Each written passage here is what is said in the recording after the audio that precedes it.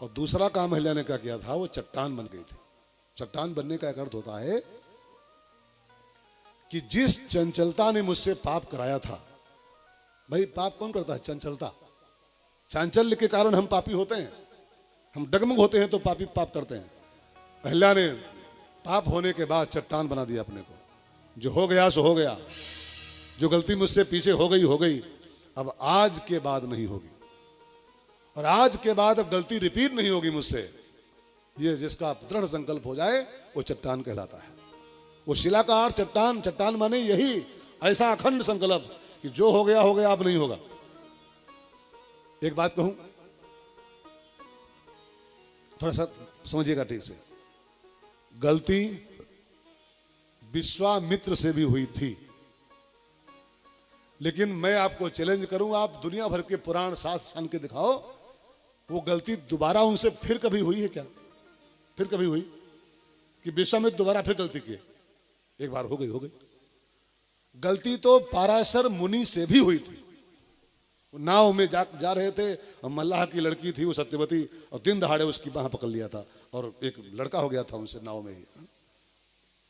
तो गलती तो पाराशर के ऐसा मुनि भी किया है, लेकिन मैं फिर बताऊं, आप ढूंढ के दिखाओ किसी पुराण इतिहास में कि पाराशर मुनि गलती फिर किए हैं। वो फिर किए कहीं पर?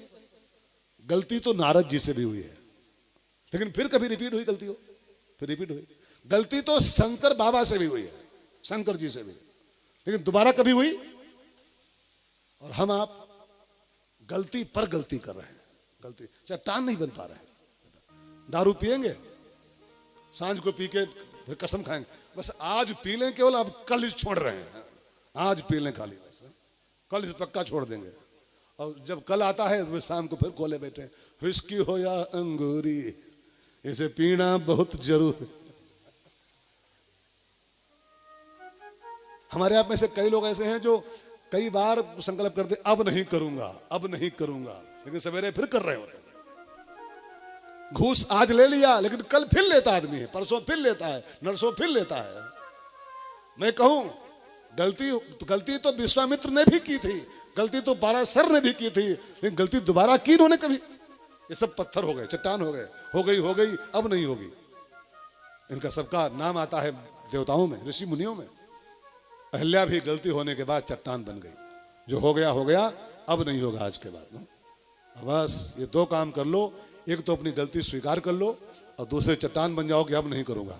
तो जानते हैं, अयोध्या आपको नहीं जाना पड़ेगा, अयोध्या वाला स्वयं चल के आपके पास आएगा और अपने चरणों की धूल आपको छुआएगा।